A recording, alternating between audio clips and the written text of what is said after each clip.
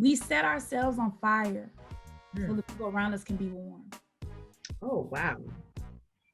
We continually set ourselves on fire so they can be warm.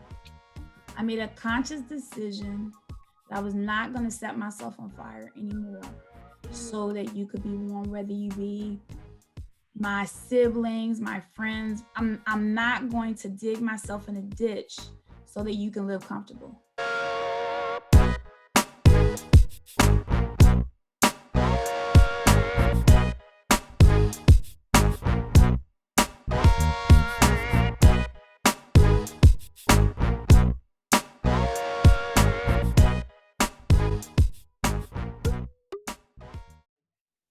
Hello, everyone, and welcome back to the But God podcast. We are very excited. Once again, we have a special guest. But first off, let's introduce ourselves. My name is Renee Nicole. And I am Lillian. And yes, we have a special guest. Lillian, can you introduce her to our viewers, please? Yes, hold on while I put my spectacles on because I can't. All right, ladies and gentlemen, I'm so grateful to have our guest tonight, my friend and sister, Ramona Baltimore Clark. I'm going to give you a little bio about Ramona. Ramona is a servant leader, and her mission is to help others reach their full potential and their destiny. She genuinely cares about one's growth and strives to help everyone reach their maximum potential. Her desire is for everyone to be freed from their past and catapulted into their purpose. Yes. Her heart deeply longs for women to break the cycles that have them falling into the enemy's trap, speaking truth into each person she meets. Ramona's impact is great and her transparency is helpful. Through her life, she presents the idea that anyone can obtain victory. She is in ministry with her husband, Pastor Lancer Clark. Together, they mentor couples and young adults, assuring them that they too can live in their God given potential. They have two awesome children, Essence and Caleb Clark, who give back with them. Ramona is a licensed minister, a licensed real estate realtor, and a certified life coach, and most of all, an overcomer. Please welcome my friend Ramona Baltimore Clark. Welcome. Woo, woo, woo. Welcome, welcome, welcome. We are so happy to have you. Thank you.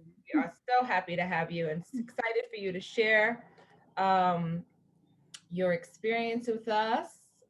And so we're gonna go through and ask you a little icebreaker just to like warm us up a little bit. Yes, yes, yes. I don't know why I say icebreaker. Icebreaker is cold. It's like a warm up. Should be. Yeah, warm up. So our icebreaker for you is going to be what one scripture or quote that may have impacted your life that you kind of go to. Jeremiah 29:11. I wrote it down too. For I know the plans I have for you, declares the Lord, plans to prosper you, not to harm you, and plans to give you hope for your future. Mhm. A good one. I wanted to name Caleb Jeremiah, but Lance won that battle. Name Curtis Jeremiah because his father wouldn't agree to a name. Yeah, I wanted to name Caleb Jeremiah. That was before I was. But yes, That's a Okay. good one. That's a perfect one. So, Ramona, share with us your but God experience. I had to write. I had to. For me, this is a very loaded question. Mm-hmm. Just so many, right? Right, it's a very loaded question because I grew up in the church. My parents are pastors. Everyone I know was at church.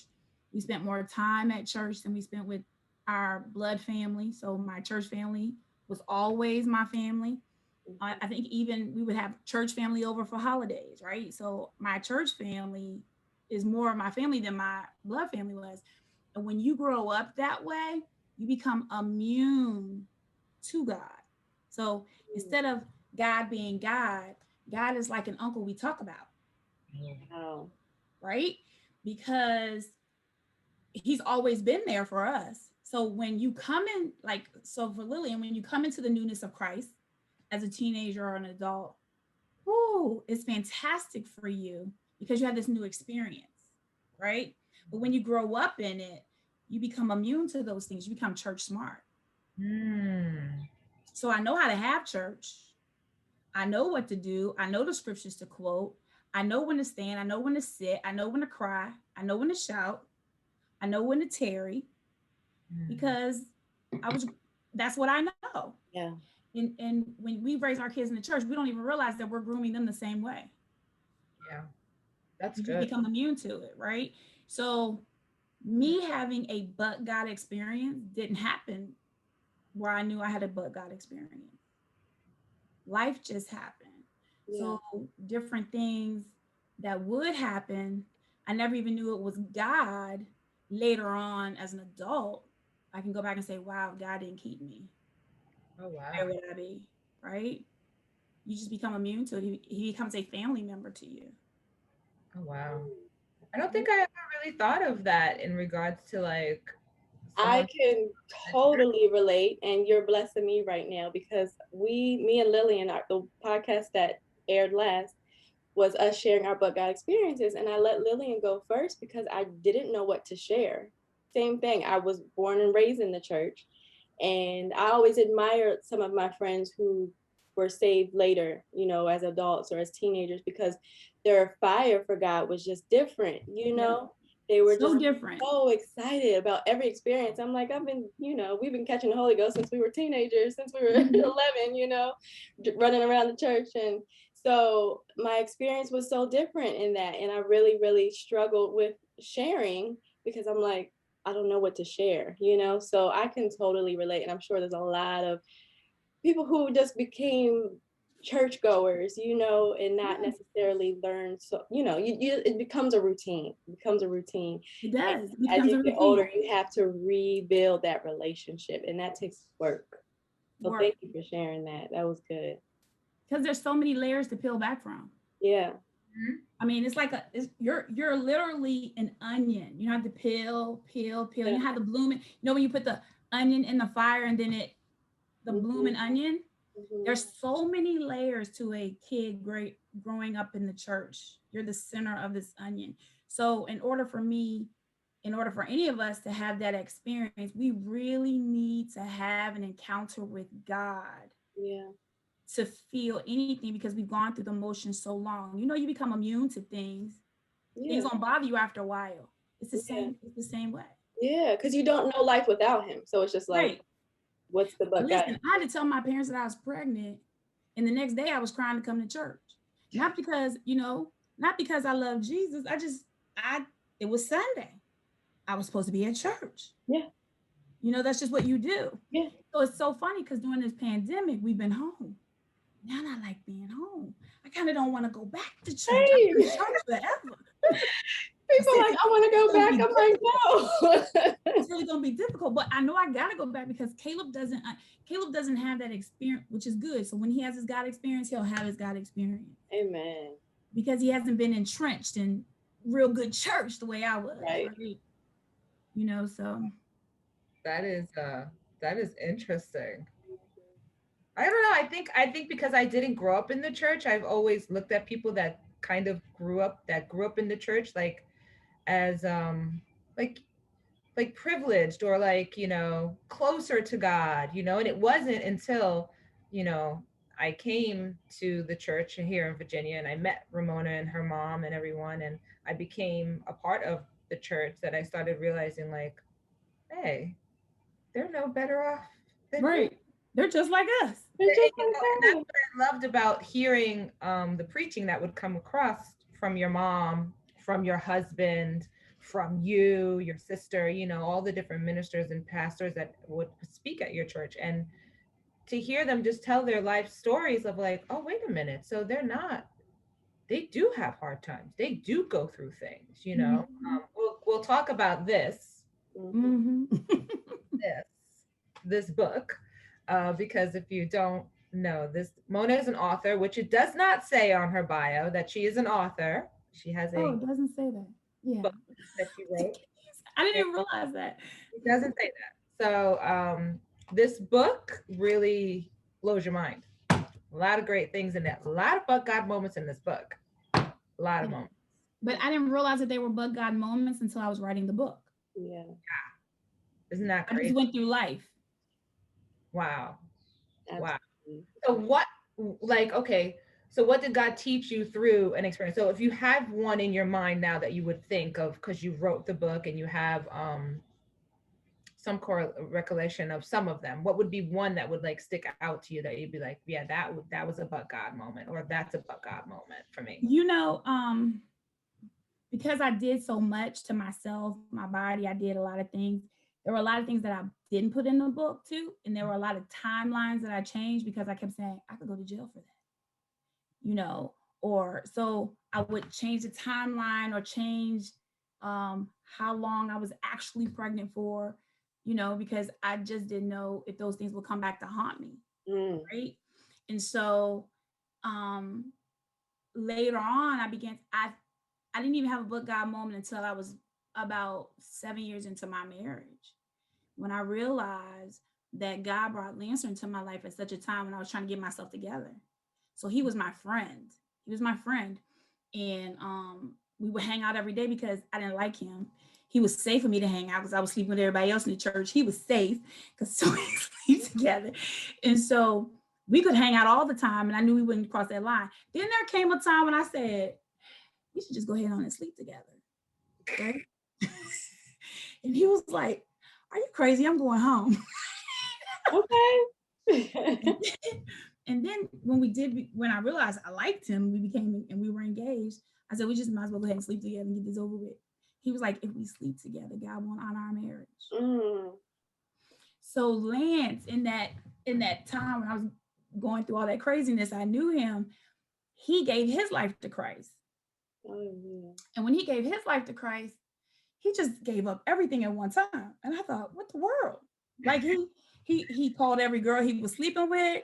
He went home and threw all his, back then it was tapes and CDs. He threw all those tapes away. Mm-hmm. He just went cold turkey, stopped drinking and everything. I was like, dang, if he can do that, I could try. It took me 6 more months to get on board. Mm-hmm. Mm-hmm. Because, you know, I was just like, I could at least try it. You know, that was Right. my thing. but but my and I when I think when I was laying on the table, right, and I was at Southeast Hospital, and in the book I said that I was 26 weeks pregnant. I was laying on the table, and I'm like, I'm in the middle of the ghetto, and I wasn't raised like this, you know, and I cried all day, and then I had to drop that guy off at his own house so I could get home, and I'm thinking, I got to get myself together. Why am I doing this to myself? That was one. You know, that was one I had in, and then I had another one when it was I went to Bible study, and me and Shay didn't have no gas, and she was like 3, and I stopped at the Burke Shopping Center in Burke, and I call him to say we don't have no gas and we don't have any food, we don't have anything, and he says to me, well, I don't have nothing to give you, and it's 10 o'clock at night, and I had this kid out trying to find gas and something to put in our bellies, right? So I remember that 2 weeks. I just went home. I went and bought oatmeal. That was the first time I ever made oatmeal. Wow. And we ate oatmeal. You know why we ate it? I had to buy it because she had the chicken pox. Mm-hmm. And so they say put oatmeal on her, you know, on the body. Not only did I put it on the body, but that's what we ate. Mm-hmm. You know? And so those moments, you know, when I look back on it, those were moments where God brought me out. But I didn't realize that it was him doing it. Mm. You just go through the motions. You keep going through the motions. Wow. You know? You had those revelations while you were writing the book. You started realizing like, wow, this was God working through in those moments for you. Yeah, because I should be dead twice, right? Mm. But I didn't realize I should be dead twice until I was writing it out. Wow. You know, I think sometimes because when you're at that state of your life, it's fight or flight, it's do or die. So mm-hmm. you don't think that that's what's happening. You just move along so that it doesn't happen. Right. And then you put on a face because you don't want nobody to know. So right. While I'm saving myself. I don't realize I'm saving myself. I didn't realize that until later on in life that I'm saving myself. I'm covering up too because I don't want nobody to know. Mm. So you become a master at covering it up. You don't realize that you've covered it up even to your own self. That's Yeah. your survival. Yeah. Not happening to me, it's happening to somebody else. Right. Mm. You So now know? that you've been able to reflect and you wrote it out, and now you're able to see what those experiences really were, what did you learn about yourself? That I didn't love myself enough to walk away. Yeah. I didn't have any self-love at all. Mm. Um, I think that's probably the biggest thing. I still deal with that today. Mhm.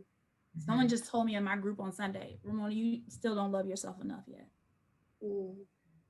You know, so I still deal with loving who I am and being my authentic self and not dumbing myself down so that someone else can feel good about themselves. Ooh, you're Wow. preaching to me today. You're Wow. really preaching to me today. I feel like that's something that I can relate to and so many people can relate to. And I'm learning that, my word last year was confidence. And I think that a lot of the time, and I don't think it's just a church thing, it could be the way you were brought up, just a lot of different factors can play into that. But where you spend so much time trying to build other people up that you neglect yourself, and that Mm-hmm. you do that because you want to be accepted. I know for me, where I'm like, I want to make other people feel good so that they like me, Mm-hmm. and that's something that, especially when you're recognizing this in adulthood, you got years of doing that type of behavior that you have to try to, correct. Mm-hmm. And it's again, it's work, but I appreciate you, sharing that because a lot of people are going through that and are in those same shoes. Mm-hmm. Mm-hmm. Yeah. Also has a lot to do with shame. We Mm-hmm. shame ourselves into things and Mm-hmm. realize that we're shaming ourselves. I think for me, the same thing, the self love thing. And I didn't realize I wasn't loving myself. And I would just like shame, shame. But then I was told that it was shaming myself. And I'm like, but I don't shame myself. But Mm-hmm. after doing some work and you sit down and like you said before, when you're in that survival mode, you don't have time to, lick your wounds and sit there and, see if everything's okay. Mm-mm. You are Oh, all you don't have any have time to think. and you're just going to keep moving, and sometimes unfortunately it takes years for us to finally have the time to sit down and To look even at diagnose what it is that you're experiencing. And then once you're diagnosed, then you have to go through all of the stages of healing. like And that takes that much more time. writing Mhm. that book was that for you in that way, sitting back and realizing like wow, wow, wow, wow, you know It was something because it was going on during the pandemic and we're all here together. And mm, I've been talking about it for a long time, and Lance kept saying, you need to write a book. You just need to write a book. And so while we're here, I started writing a book when Shay was 21, and I started typing it while I'm looking at her in the hospital. And I'm saying, oh my God, did I do this to my child? Are mm, my sins passed on my daughter? Is mm, when I started reflecting, wow, what have I done?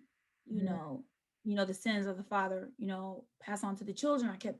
And it was probably her worst surgery. And I was just feeling devastated that my actions caused this for my daughter. That was hard. mm. And Lance was like, you just need to write a book about it. You just need to write. And so while we were home, Shay said to me, Mom, you gonna ever write your book? And she went on this page supporting minority businesses, and she was like, Mom, I have an editor for you. You need to write your book. Look at you. So I was like, okay, I'm gonna sit at this table and I'm not getting up until I finish this book. Wow. So I sat there for weeks, working and writing a book and staying up to 2 or 3 o'clock in the morning writing the book and letting them read the book. Because although I've shared everything with Shay, and of course Lancer knew everything, Caleb knew nothing. And so I really had to consider him and his feelings and his friends. And he has a very tight friend group Mhm. that I didn't know if their parents would feel some type of way about me after they read the book and then look at Kate, you know what I mean? So, so I had to say, Caleb, you have to read this book, and then I had to give it to my mom. And I said, Mom, I'm writing this book. I done finished it. But I need you to read it because I don't want there to be any surprises. And Mhm. so she read it and then she came back and said to me, Ooh, I knew you did some things, but I had no idea you went through all of that. And that's my mother telling me that. Wow. We knew some things, but we didn't know them all. And then she actually explained some of the things in the book to me. Um, I had a neighbor who kept my parents would show up all the time. I wrote about my mom showing up at my house. And after she read the book, she told me it was my neighbor across the hall that called her, that called my parents. I didn't know that until she told me. Oh, wow. And the neighbor said, your daughter has these people in and out of the house. I know you're not that type of family. I know you're Pastor Baltimore.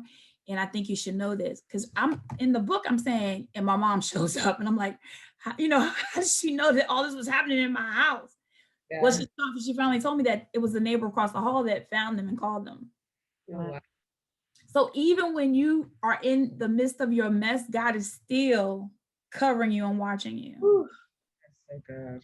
Right? So Yeah. it's crazy. So um me having these moments at the table, they all kind of went through with me. And then having Caleb know was probably the hardest, Yeah. Mhm. was the hardest. But he was, Mom, you need to put out the book. I don't care what my friends say, you need to put out the book. Oh, It's like, okay, all right, we'll do this. book is Lillian, gorgeous. can you share the title of the book? Is How Did I Get Here? By Ramona Baltimore Clark. Look it up and they can find it. On They can either go to my website, it's Ramona Baltimore Clark, .org.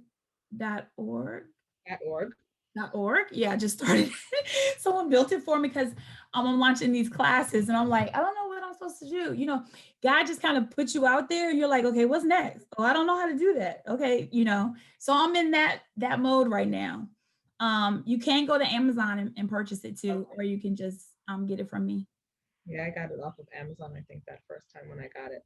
So Mhm. then, in this whole thing, how do you think your relationship has now with God changed? Has it changed any?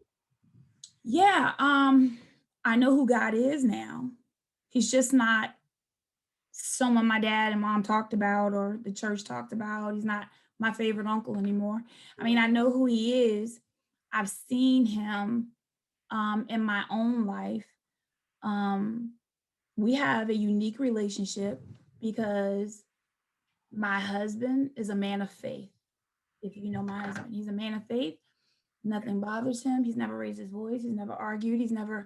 He just believed that God said it. So that means God's going to do it. I don't know how it's going to happen. He just going to do it. My relationship with God is, okay, God, I need to see it. I need you to show me Mhm. how this is going to happen.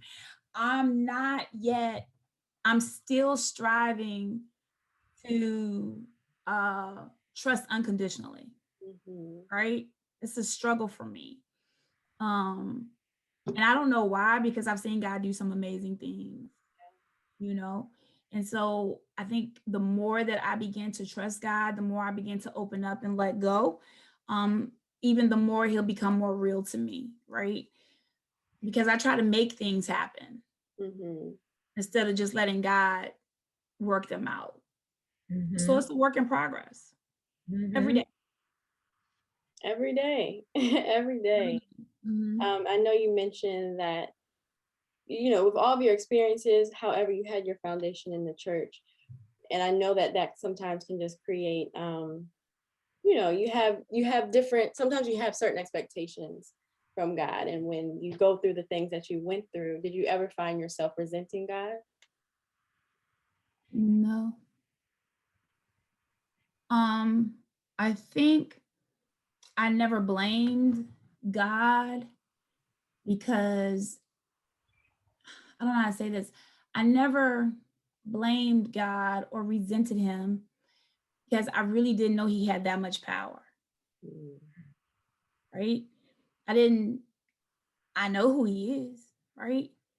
But I didn't blame him because I didn't think he had that much power. right.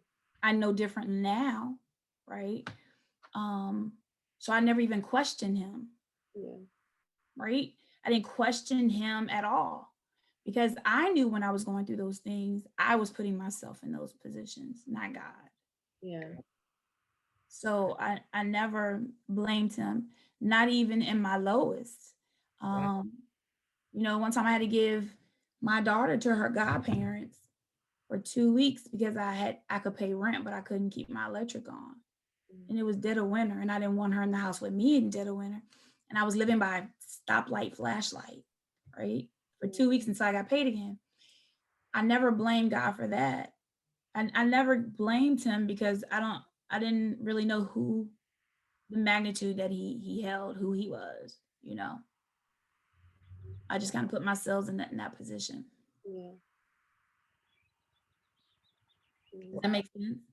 Yeah, that makes That makes sense. total sense. And I feel like even with that, even with the knowledge of knowing, you still have to activate the power. So if we're putting ourselves if we feel like we're putting ourselves in a position and we're not activating the power, then we're not going to see it, So how could we resent God or blame God for something Right. that we're not even putting to work? Mm-hmm. Sure. Yeah, it makes sense. Exactly. Ooh. So, how do you overcome? You got to make a decision. What does that look like? Sometimes you have to make the decision, huh? What'd you say? What does it look like when you're making a decision?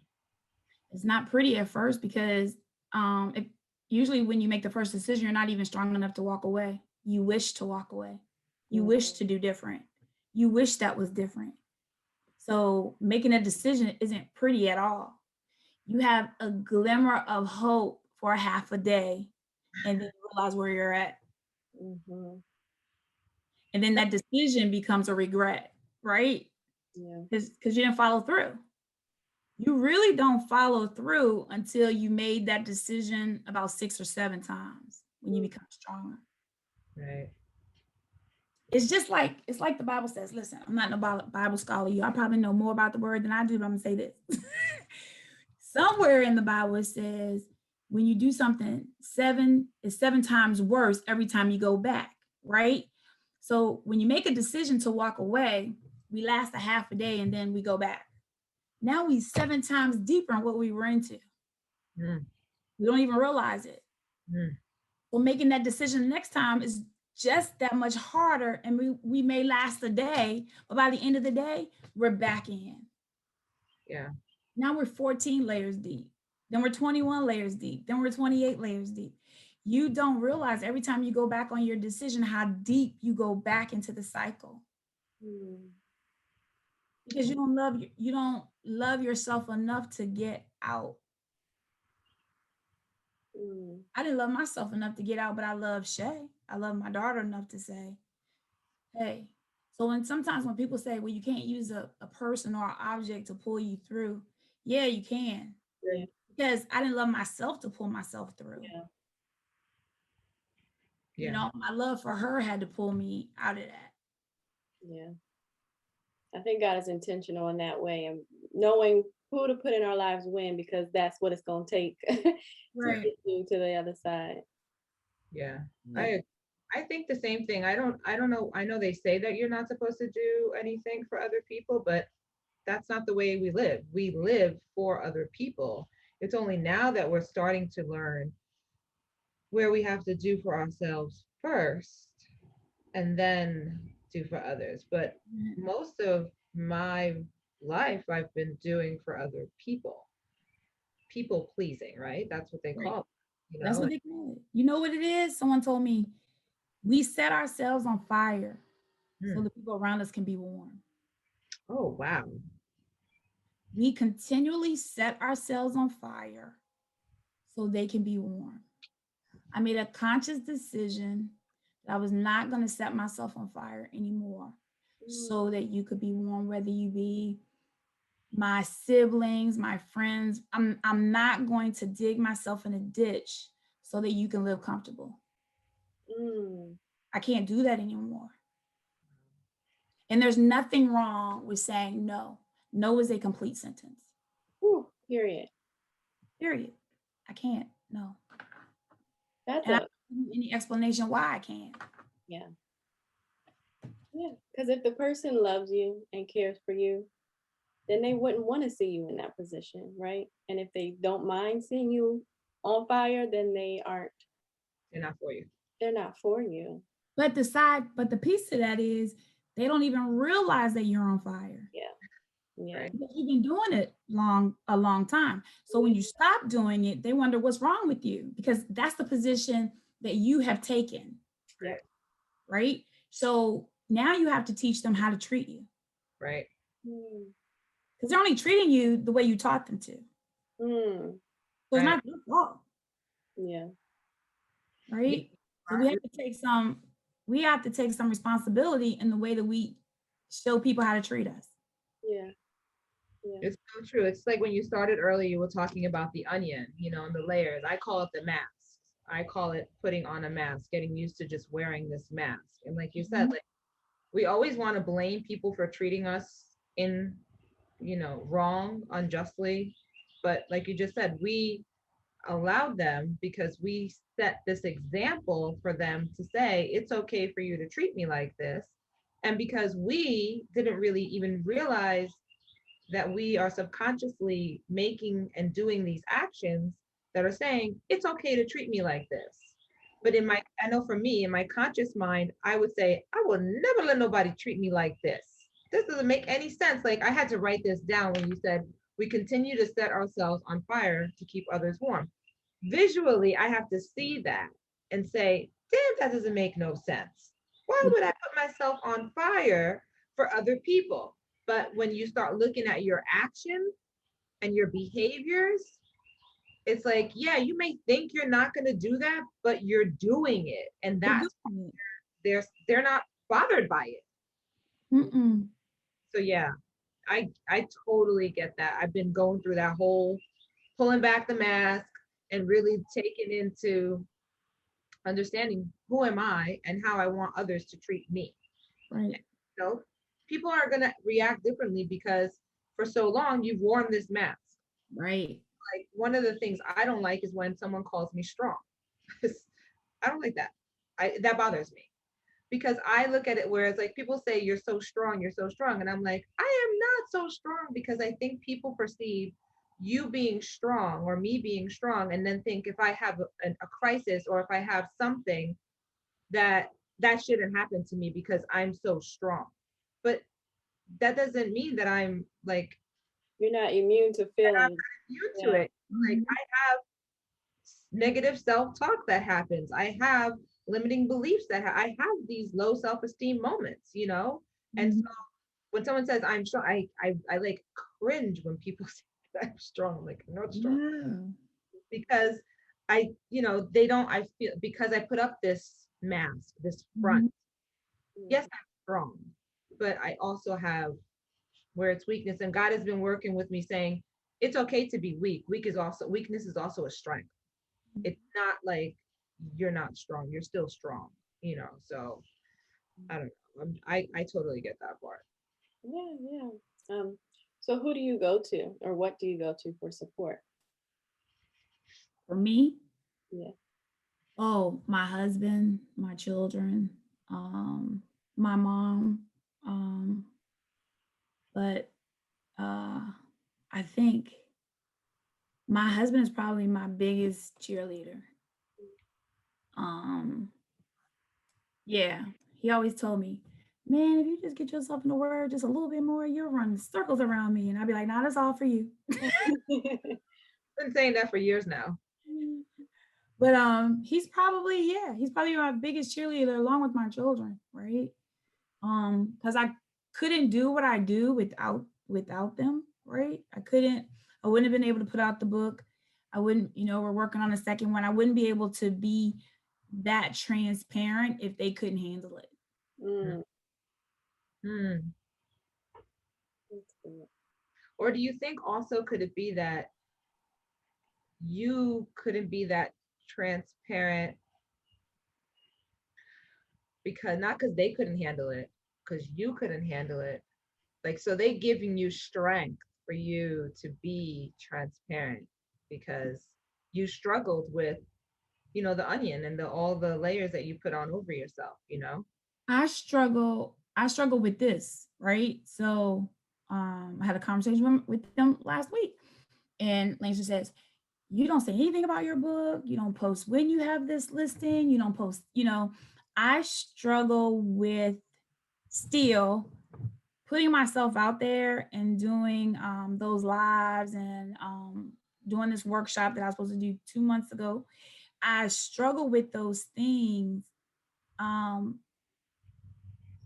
I guess because I don't want anyone to say, "Oh, look at her. She thinks she's all that. Oh, she's doing this. She's all that." So I'm still working through that. And so when I say, so I have to tell myself every day, I'm not going to dumb myself down so everybody else feels good. I'm not going to miss my opportunity so that everybody else can feel good. I have to tell myself that every day. Although I still keep doing it every day, I have to say it every day. Yeah. So when you guys called me and asked me to do this podcast, I was like, oh, okay. The first thing I wanted to say was, nah, I can't do that. Yeah. I cannot do it. That would have came for you anyway. So And I was just like, and so I said, okay, I can do it. I can do it.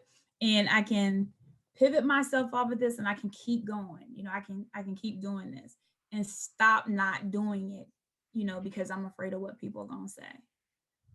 Yeah. Celebrate yourself, Mona. I mean, this book, I've known Mona, I've been here 13 years. I've known Mona for 13 years. This book, I read it like in a day. It just was fighting with my mother, who's going to read it first. And I said, man, she's going to read it first. I said, man, I'm not going to get that book for like 2 months. You're going to take forever to read that book. She read it in 2 days. Wow. So good. And just like, I think what's so good and why we do this podcast is to get the understanding of people's stories, to connect with people on that personal level, right? Because like when you started, you were talking about being a preacher's daughter and how the perception of the preacher's daughter or a preacher's kid can be someone of such perfectionism, right?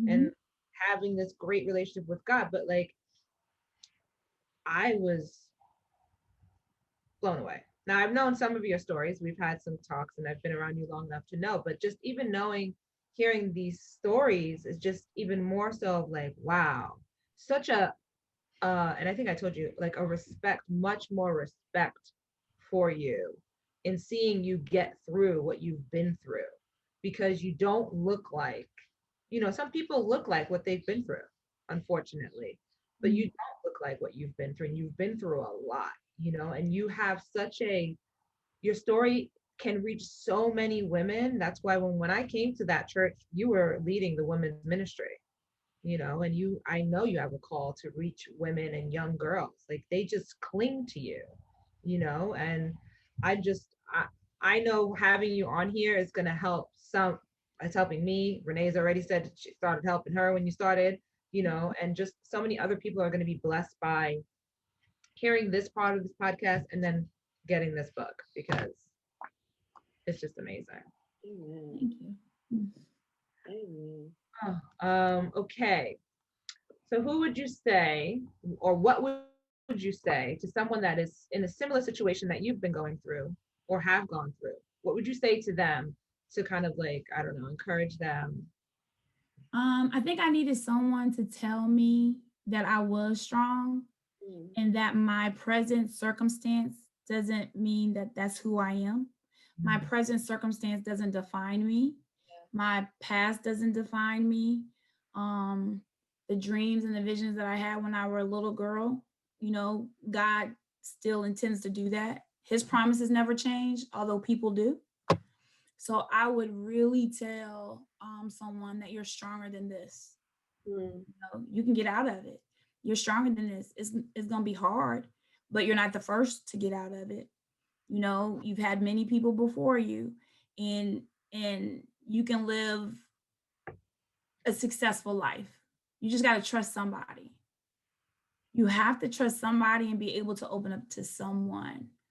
I think that's why I try to make myself available to people, because I didn't have that piece, right? Everyone I knew was in church. Yeah. Everyone I knew would have cast judgment on me. And so getting out of it took a little longer probably than it should have, because I didn't have anybody to say you're stronger than this. You deserve, your parents tell you that, but that's not, you don't want to hear it from them. And then when your parents do tell you, because my dad would and my mom would say little things to me, you don't believe what they're saying because you know that they don't know the whole truth. So you believe they're only telling you that you're good or you're stronger than that because they think that's who you are. Yeah. But no, they really do know. They just never told you that they know. So Right. you don't even hear them when they're talking to you, because you're like, oh, they're like they really don't know what I've done. Mhm. Yeah. So you stay in this cycle. Yeah. I think that's why it's so important for you, stories like yours, like your book, and the transparency to be there in the church, because there's so many people who are, in the church, and so people think you're okay because you know God, but Mhm. you're going through things that you feel like I can't share because I'll be judged for this. This isn't right. I'm a Christian. I'm not supposed to live this way, and it causes us to keep it bottled inside. But when we're able to share that testimony, I feel like a lot more people will be free. A lot more people will be able to be their true, authentic selves and get out of whatever pit they're in because they see you got out of it. You know, Yeah, so I I think think so it's so too. important. I Yeah. think the realization I've come to is we have more hurting women and young girls in the church than there is outside the church, Yeah. Yeah. because everyone walks around with that mask on every day, Yeah. and they don't tell anybody what has gone on, and Yeah. they think that they're alone and that they're by themselves, so they don't get out, you know.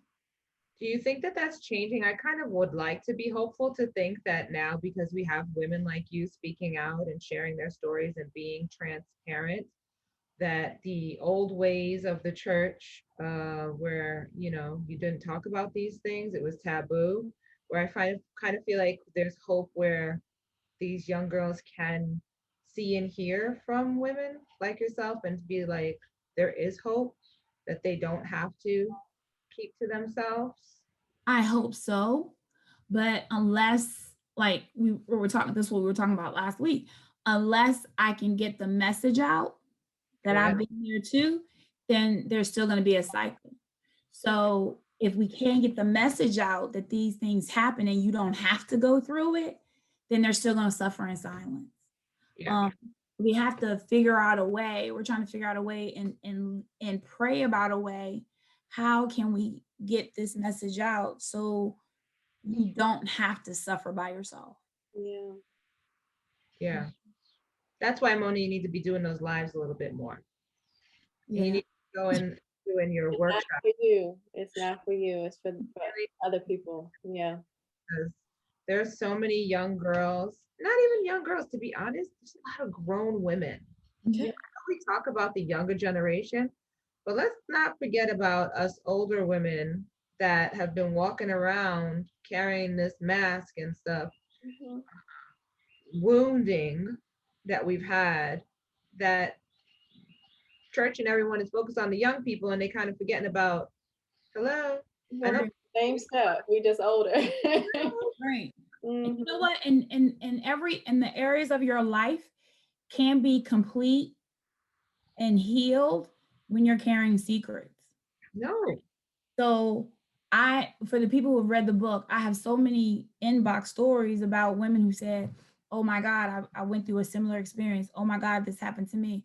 Oh my God," and sharing. And then one lady, Arkansas, Texas, called me, and I talked with her, and she had went through the same thing and left her marriage because of it, and was thanking me.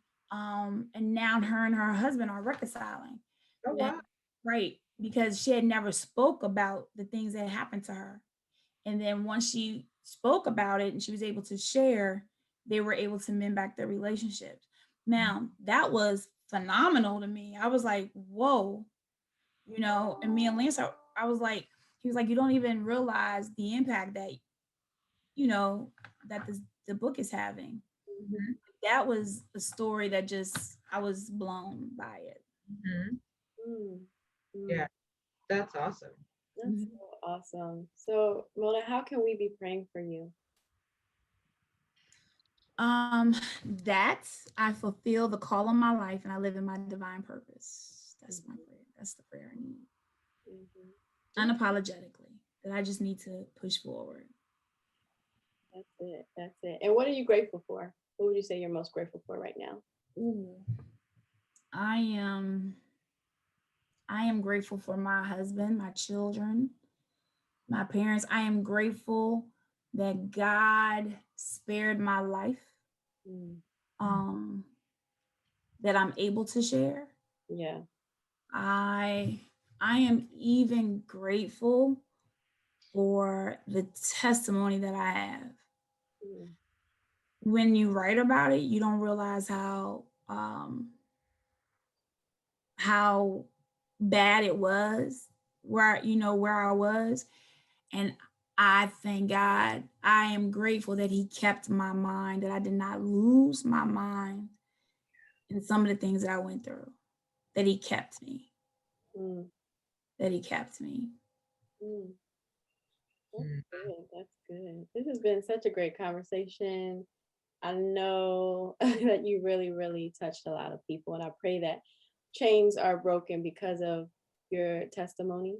I think I encourage everyone to get that book. I know I'm going to be purchasing that book because we need to hear, we need to hear the human experiences from people in the church, from a pastor's daughter, so that so that we're not feeling condemned ourselves, and so Mhm. we're not feeling like I'm never going to get back that relationship with God. Like, no, God ain't through with you. I made it through. So definitely get that book, go to Amazon, and we'll link it as well here so that you can click on it and purchase away. Do you have any last words before we pray, Lillian? No, I just want everybody to get this book. That's Yeah. all. How did I get here? Yeah, How did yeah. I get Did I here? Get Here by Ramona Baltimore Clark. The story of a preacher's daughter. It is a quick read, people. It's not gonna take you that long. And it's going to bless you. 97 pages. It's going to bless you. I love it. Thank you again. We're going to pray. We want to pray for you. And thank you so much for being here. Lord God, I just want to say thank you. Thank you for this experience. I know that I needed it. And I pray that all of our viewers are blessed as well by Ramona's words, by her testimony, by her transparency. I thank you for the amazing call that is on her life. Bless her, anoint her household, God. Touch her and fill her from the top of her head to the soles of her feet. And continue to use her voice, use her experiences, God, to bless women of all ages, young girls, even young men, and um, of all ages, because I feel like we can all, we can all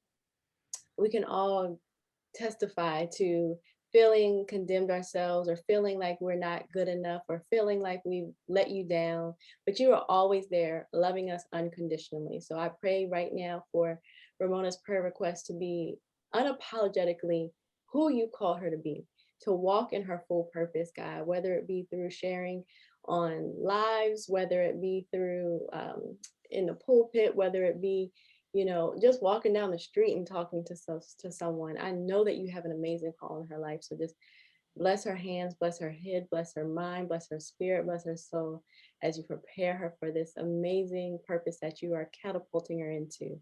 In your mighty, precious name we pray. Amen. Amen. Thank y'all for having me. Thank Yes. you. Thank you. Thank you. Thank you. Again, get that book. It's going to bless you. Just like this conversation did. We really, really appreciate you, Ramona, for being here with us. And we'd love to have you back again. Yeah, absolutely. And then Mona, just tell us where we could find you if you will share with us any upcoming events. You mentioned some kind of workshops that you're doing. Oh, Your website. We'll also put all of this in our show notes and post it in our social media. But if you would just tell us, so you can find me at ramonabaltimoreclark.org. I'm also on Facebook, Ramona Baltimore Clark. And I will be launching the first workshop. They are 45. They're an hour and a half workshops.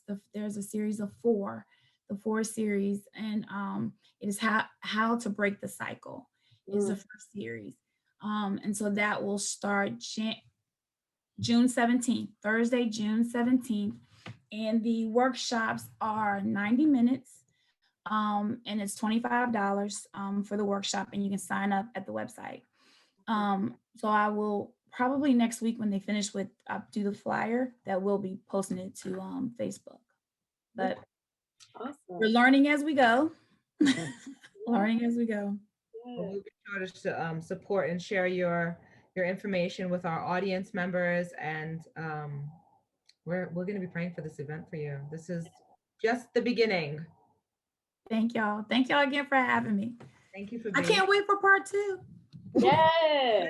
Hey, we're gonna have Lancer on. Lancer's next, and I shall forewarn you, Sissy Renee. Lancer is a comedian. Oh, I love a comedian. I love to laugh. I think his jokes are dry. Everybody likes him. You're like, he's not funny. Not that funny. Talk bad about my brother. He's my brother. You hear him all the time. Yep. Well, thank you. Thank y'all. So much. And thank you, viewers, for tuning in to the But God Podcast. I'm Renee Nicole. And I'm Lillian. Till next time. Next time. Ciao.